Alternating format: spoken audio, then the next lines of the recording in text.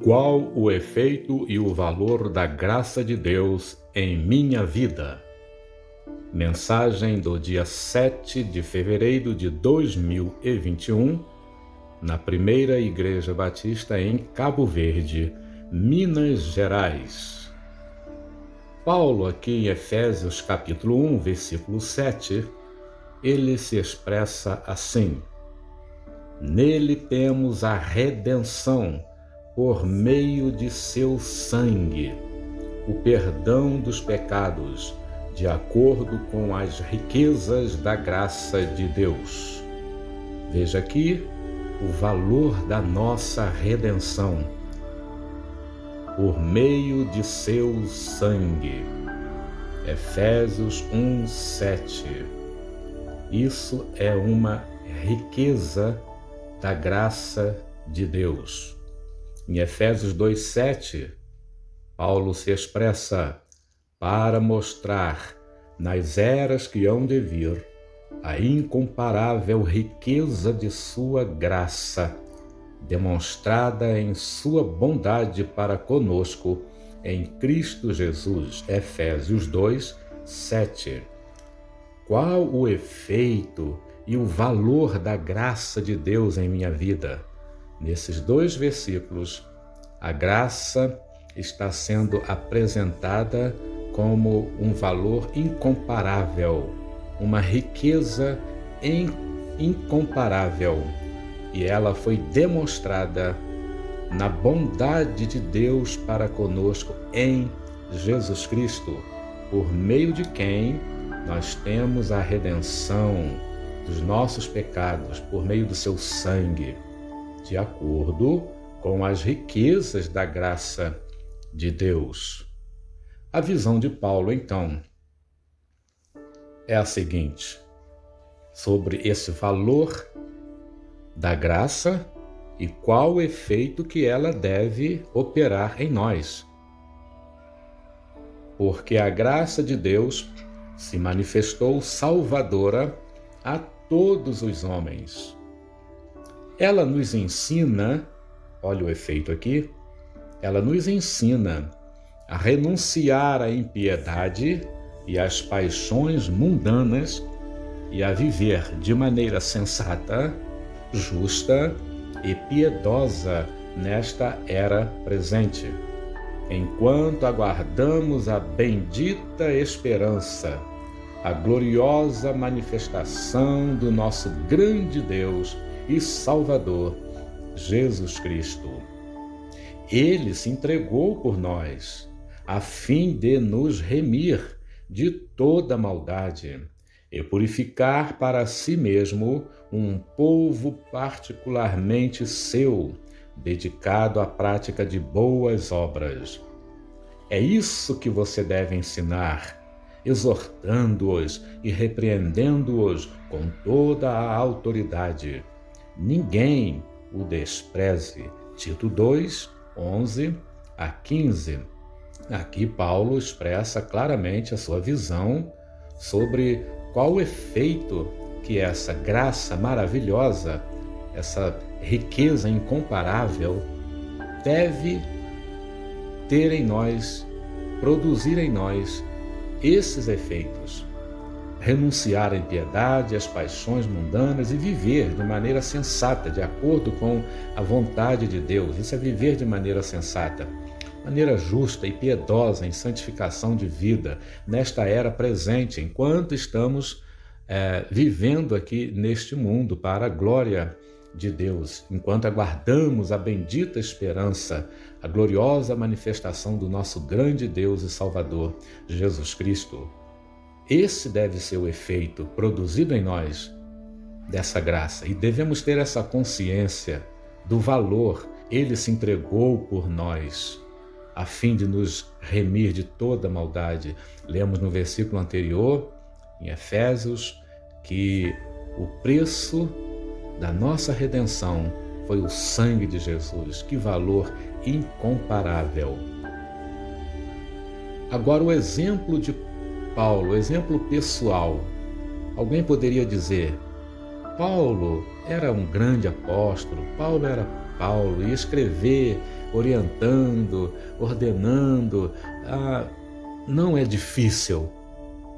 Então vamos ver se pessoalmente esse efeito foi produzido na vida de Paulo. Em Atos 2, Atos 20, 22 a 24, então Atos 20, de 22 a 24, diz assim: Agora, compelido pelo Espírito, estou indo para Jerusalém, sem saber o que me acontecerá ali, senão que em todas as cidades o Espírito Santo me avisa que prisões e sofrimentos me esperam. Todavia, não me importo nem considero a minha vida de valor algum para mim mesmo, se tão somente puder terminar a corrida e completar o ministério que o Senhor Jesus me confiou, de testemunhar do Evangelho da graça de Deus. O efeito que essa graça produziu na vida do apóstolo Paulo foi esse efeito aqui. A minha vida, para mim mesmo, não tem valor algum, não a considero preciosa para mim mesmo, em outra versão, contanto que eu cumpra a carreira, o meu ministério. É isso que importa. Não importa o que vai me acontecer. Mesmo eu sabendo que me esperam prisões, tribulações, eu quero cumprir a minha missão, porque essa graça na minha vida produziu o efeito maravilhoso da redenção. Fui redimido pelo sangue de Jesus, então a minha vida pertence a Ele agora, em consagração. Que efeito maravilhoso dessa graça maravilhosa na vida de Paulo. Vemos a visão de Pedro também, que não é diferente da visão de Pedro. O que Pedro entendia, inspirado pelo Espírito Santo, e deveria ser a vida cristã, o efeito da graça, da bendita esperança em nossas vidas, na vida dele. Veja bem, 1 de Pedro 1, versículo 3 e 4, Bendito seja o Deus e Pai de nosso Senhor Jesus Cristo. Conforme a sua grande misericórdia, Ele nos regenerou para uma esperança viva, por meio da ressurreição de Jesus Cristo dentre os mortos, para uma herança que jamais poderá perecer, macular-se ou perder o seu valor. Herança guardada nos céus para vocês. Portanto, olha o efeito agora, estejam com a mente preparada, prontos para a ação. Sejam sóbrios e coloquem toda a esperança na graça que lhes será dada quando Jesus Cristo for revelado. Como filhos obedientes, não se deixem amoldar pelos maus desejos de outrora, quando viviam na ignorância antes de sermos regenerados. Olha, mas assim como é santo aquele que os chamou, sejam santos vocês também em tudo o que fizerem. Que coisa maravilhosa, que efeito extraordinário. A visão de Isaías, que nós já temos conversado no grupo, da igreja. Olha, Isaías capítulo 6, versículos de 1 a 8. Mas aqui estamos apenas destacando aquele que já comentamos, o versículo 8. Comentamos no grupo da igreja que você tem acompanhado, não é mesmo? Isaías teve aquela visão gloriosa, se você ler desde o primeiro versículo do capítulo 6, aquela visão gloriosa de Deus, a visão da glória de Deus.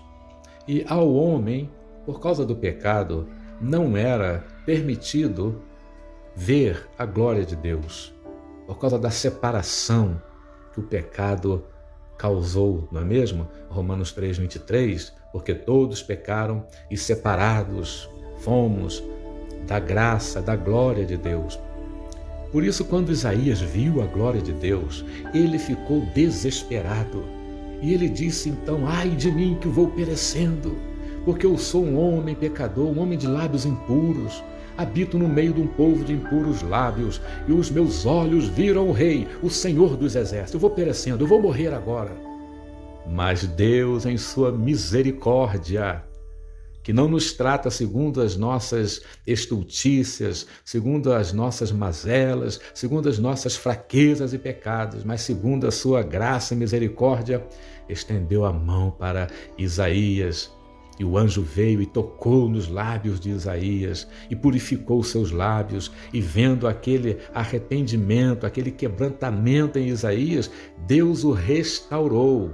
E depois de restaurado, essa foi a experiência de Isaías. Esse foi o efeito que essa graça e a misericórdia de Deus operou na vida de Isaías. Olha o resultado. Então ouvi a voz do Senhor conclamando: quem enviarei? Quem irá por nós? Nas versões mais comuns, a quem enviarei? E quem há de ir por nós? Perguntou Deus, a sua voz ecoando.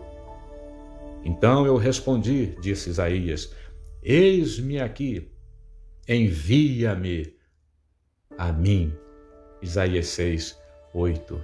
Aqui nós comentamos no grupo e vamos repetir que o verbo aqui está numa voz, num tempo de continuidade. A ideia aqui é que Deus estava o tempo todo conclamando. Nas versões mais comuns, eu ouvi a voz do Senhor que dizia o tempo todo, conclamando, porque Deus é eterno. Então Isaías não disse: eu ouvi a voz de Deus que disse, pronto. Mas dizia o tempo todo. Ele não estava ouvindo antes, porque ele precisava passar pela purificação, pelo quebrantamento, pela restauração. Por isso ele não ouvia. É por isso que muitos crentes não ouvem Deus conclamando. Acham que só os missionários são conclamados, os pastores são conclamados, os líderes são conclamados. Mas Deus fala a todo o seu povo o tempo todo. A voz de Deus continua ecoando na eternidade. A quem enviarei? Quem há de ir por nós? A resposta de Isaías foi: eis-me aqui, envia-me a mim. Não precisamos disso hoje, nesses tempos difíceis de egoísmo, onde cada um quer viver a sua vida isoladamente, individualmente, sem a ligação com o corpo de Cristo, a igreja, cada um fazendo como na época dos juízes no Velho Testamento, cada um fazendo o que parecia bem aos seus olhos. Não precisamos de um avivamento, de um quebrantamento, para valorizar a graça de Deus e para que ela surta o efeito em nós que Deus espera. Deus espera aquilo que vimos em Paulo, em Pedro e aqui em Isaías. Poderíamos ver muitos outros exemplos, mas ficaríamos muito tempo. Mas então, essas três visões de Paulo, de Pedro, de Isaías, essa resposta de Isaías, que seja a nossa resposta nos dias de hoje, nesses tempos difíceis, ao ouvirmos a voz de Deus que está conclamando o tempo todo, desde a eternidade: a quem enviarei? Quem há de ir por nós? Possamos dar ouvidos, nos submeter a Ele, nos render a Ele e responder: eis-me aqui, Senhor, envia-me a mim. Qual é a nossa visão? Qual é a sua visão sobre a graça de Deus, o valor da graça de Deus e o efeito que ela deve produzir em sua vida, em nós? Que Deus nos abençoe. Receba o nosso abraço, o meu abraço do pastor Eliseu Lucas, e até a próxima oportunidade de estarmos juntos na quarta-feira, no culto online, mas em comunhão, da mesma forma. E aos domingos, culto presencial no templo da igreja. o que você está disposto a responder a essa convocação, conclamação de Deus. Que Ele nos abençoe. Um grande abraço. Amém.